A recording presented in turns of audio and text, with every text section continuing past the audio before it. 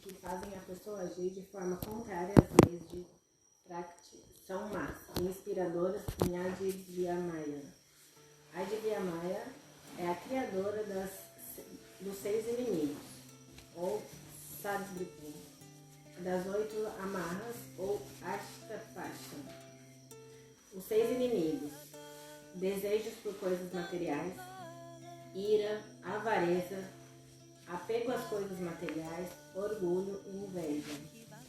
8 amarras: medo, vergonha, ódio, dúvida por medo, orgulho de nome ou prestígio de família, orgulho da própria cultura, vaidade, maledicência e hipocrisia.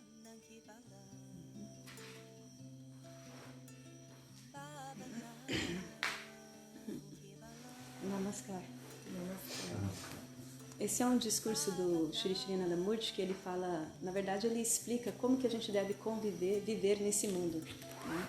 E aí ele traz essa ciência da cosmologia explicando que a gente está sob a influência da força da natureza que ele chama de Prakti, e essa força de Prakti ela tem as suas outras forças, modos de operar, e aí toda aquela força que densifica essa consciência, vamos dizer assim, a consciência cósmica, né? Essa consciência sutil, que é densificada por influência de uma energia que ele chama de Avidyamaya, que ela leu, né? E essa Avidyamaya é o que traz esses inimigos da mente, que deixa a pessoa bastante dependente e apegada dos próprios desejos, dos medos, né? Não tem domínio sobre os seus sentimentos, vive assim como um animal, né, com medo de qualquer coisa.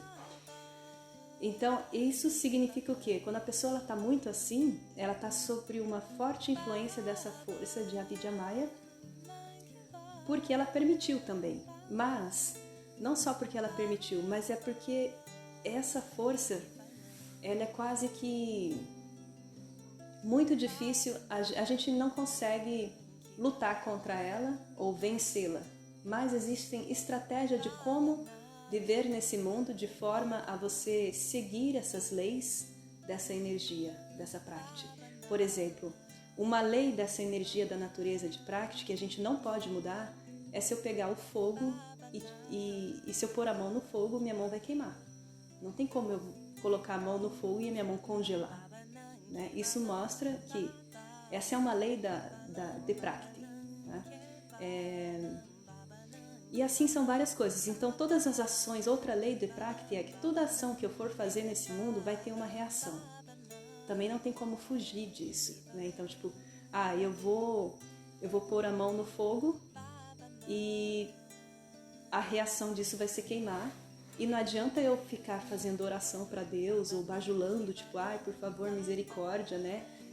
Porque não tem o que fazer, é uma consequência da sua ação, né?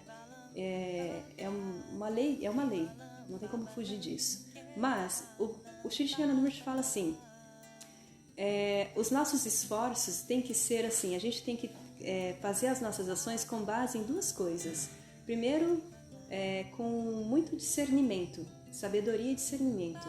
Aí ele fala, mas como que é fazer essas ações com discernimento? É você saber o que é bom e o que é ruim. Mas isso é muito... o que é bom e o que é ruim é muito relativo, pode mudar de pessoa para pessoa.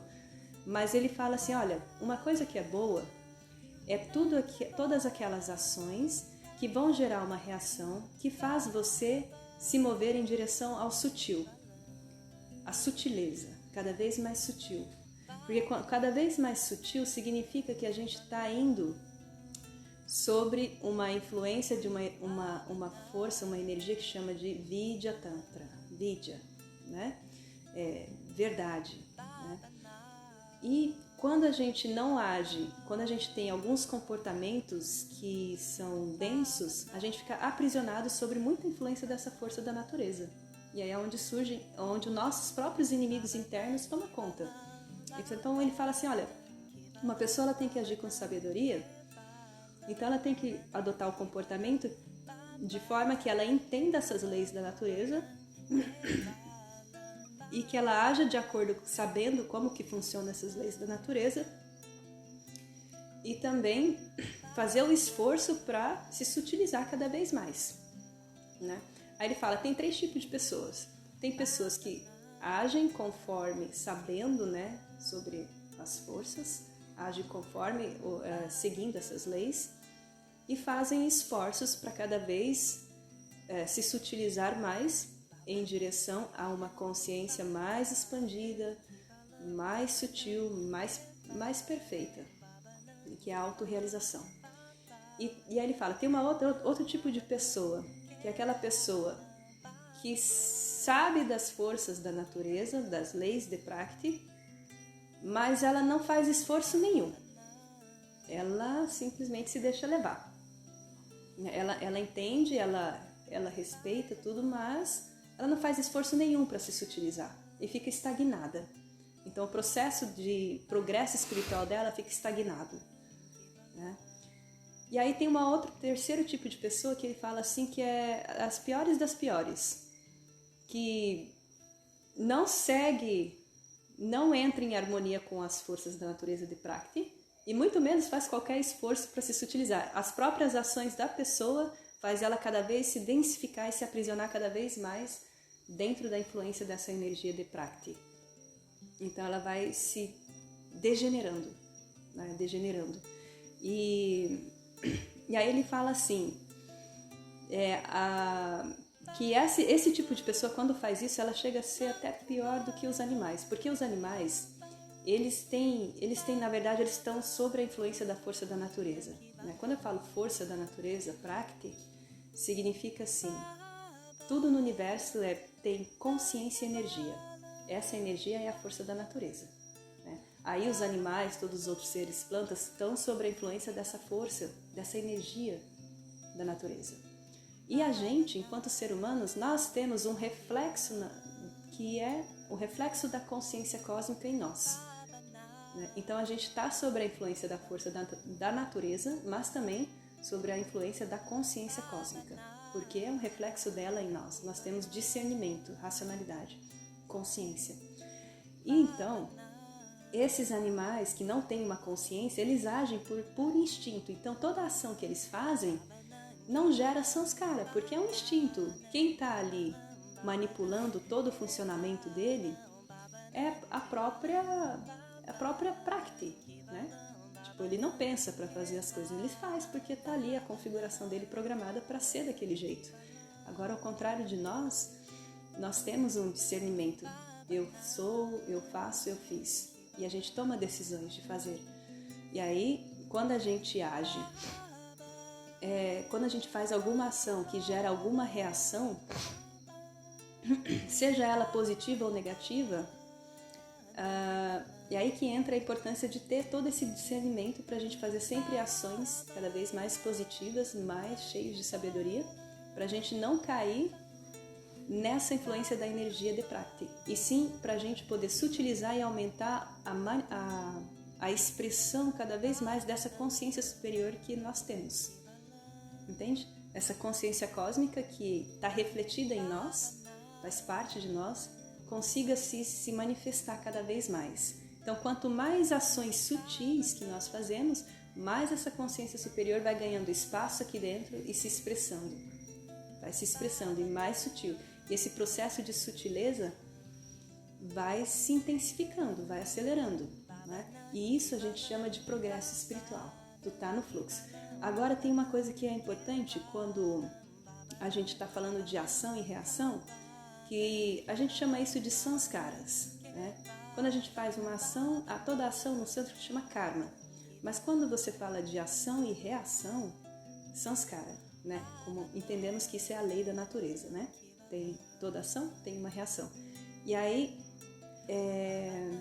como que a gente faz para se liberar dessas reações? É interessante. Quando a gente entra aqui para fazer prática espiritual de meditação, não tem como a gente ficar livre da reação de uma ação que nós fizemos. Mas é possível a gente viver a reação mais rápido e mais suave. Por exemplo, vamos pegar um exemplo assim. Vamos imaginar assim, essa coisa de ação e reação. Eu vou lá e pego R$100 do Tito para caixa emprestado. Hã? Logo eu. Logo você. Você já tá aí. Aí eu peguei emprestado R$100 dele. Um dia eu vou ter que devolver. Tá lá. Se eu não devolver, eu vou gerar algum sentimento ali de frustração minha mesmo, porque eu não consegui devolver, enfim, isso vai gerar uma onda. E um dia eu vou ter que devolver. Eu posso devolver R$5 por dia, ou eu posso devolver R$100 no dia inteiro de uma vez, mas eu tenho que devolver. Né? Se eu não devolver, vai ter uma consequência outra, que eu vou acabar... o sentimento que eu vou causar dele por eu não devolver, um dia vai acontecer algo que vou sentir a mesma coisa parecida com o que ele sentiu, com a mesma frequência vibracional. Isso é uma reação que eu gerei para mim mesmo, né? Então, por isso que fala, a lei da natureza, ela pune as pessoas. Tem um ditado, né, que fala assim, aqui se faz, aqui se paga, né? Porque aquilo que tu emana, vai. Daqui um dia... alguma situação vai acontecer para tu pegar exatamente aquela mesma vibração que tu gerou, para você vai viver aquilo. Porque quando a gente vive as nossas reações, a gente está colocando o nosso estado mental de volta à forma original. Tá? Imagina assim, a mente é um balão. Tá? E aí eu tenho uma ação de pegar o dinheiro emprestado e eu vou fazer como se eu vou pressionar esse balão, vai ficar uma marca ali naquele balão. E um dia vou precisar, para mim conseguir me liberar dessas reações todas e sentir o estado original da minha essência, consciência cósmica, consciência superior divina que eu sou, eu preciso viver todas essas reações. Então vai acontecer alguma coisa que vai ser muito semelhante àquela onda que eu gerei para eu viver essa reação. Então aí, sim, quando eu vivo essa reação, minha mente volta de novo no estado original. Só que não dá para mim, não dá para fazer uma conta matemática, assim, por exemplo. Uma vida eu fiz muitas coisas ruins e agora eu estou fazendo muitas coisas boas para compensar as coisas ruins, para anular e eu não ter nenhum samskara, né? Para quitar a dívida. Não funciona assim. Não tem como escapar disso. Aquilo que tu faz, você realmente vai ter o resultado, seja bom ou seja negativo. Porque você gera uma deformidade na mente que somente quando você volta no estado original que você consegue experimentar de fato essa consciência superior que você é. Entende assim?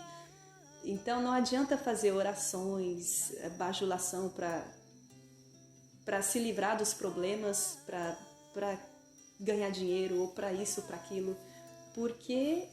Deus não tem nada a ver com isso, né? Não tem nada a ver com isso. Ele não tem nada a ver, é uma lei cósmica, né? Então o Sri Srinivas fala que é pura perca de tempo. A única coisa que a gente pode fazer é, assim, quando nós fazemos a prática da meditação, nós diminuímos os impactos dessas reações, mas a gente vive, a gente não escapa 100% deles, a gente tem que viver. Talvez numa dose não tão intensa, não tão dolorosa ou não tão assim extravagante, mas diminui. Então, um aspirante espiritual, quando ele está vivendo as suas reações de felicidade ou de dor, essas coisas passam muito rápido. Então, sensações de felicidade assim, vive aquilo e de repente mudou o episódio. Vem um problema, alguma coisa ruim, beleza, sofreu ali, mas rapidamente aquela onda passa e pronto, vida nova de novo. É o processo de quem está meditando, fazendo essa lapidação interna, é muito rápido, porque a gente vai eliminando rápido essas dívidas que nós criamos, e aí o momento que a gente quita tudo, a gente de fato experimenta o estado de verdadeira libertação mukti, que a gente fala, que é a libertação dessa escravidão, dessas forças todas de Prakti, né? Então, basicamente é isso. Ele fala assim, o que é mais importante nessa jornada toda é a gente cultivar o amor.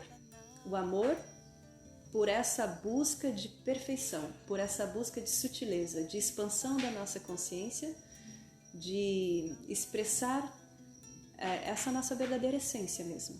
Esse amor por alcançar esse estado de liberação e liberdade máxima, felicidade máxima. E isso ele chama...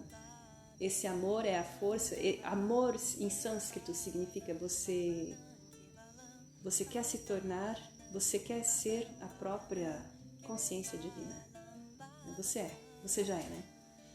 Ele fala, quando você faz isso significa que você é um devoto. Devoção é amor, na verdade, a palavra.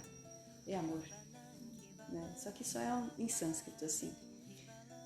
Então ele fala, só se preocupa com isso, em cultivar esse amor por essa meta e usa seu discernimento para saber aquilo que te tira desse caminho de sutileza e evitar aquilo que te coloca em cada vez mais em densidade, em aprisionamentos, sabe, dependências, apegos. Ele fala que essa é um grande jogo cósmico, assim, né? Que por natureza, nós estamos cada vez se sutilizando, mas temos que fazer o esforço. Senão fazemos o movimento inverso, densificando. E aí que entra, né? Esse é o nosso livre-arbítrio, você pode escolher, né? Ficar sobre a influência das marés, das luas, dos planetas, ou você pode saber disso tudo, saber como você funciona e saber surfar a onda, né? Surfar a onda. E sempre tendo clareza aonde você quer chegar, qual é a meta. Aí o Baba ele fala assim, a meta, a essência, né? Por exemplo, a essência do fogo é queimar, calor, e a nossa essência é sentir que somos seres infinitos, né? Somos seres de uma felicidade infinita, um amor universal infinito. Essa é nosso anseio mais profundo, é sentir que nós somos isso, expandir e se libertar de tudo aquilo que nos afasta dessa essência. Esse é o caminho a gente fala assim, esse é o caminho, todo isso, né? Aí que entra a ferramenta do Tantra, para nos ajudar a fazer todo esse processo de forma bem sistematizada. A meditação, os asanas, a alimentação, o serviço desinteressado, tudo vai nos orientando de como viver nesse planeta, sabendo de todas essas coisas, né? E aproveitar ao máximo a minha existência aqui.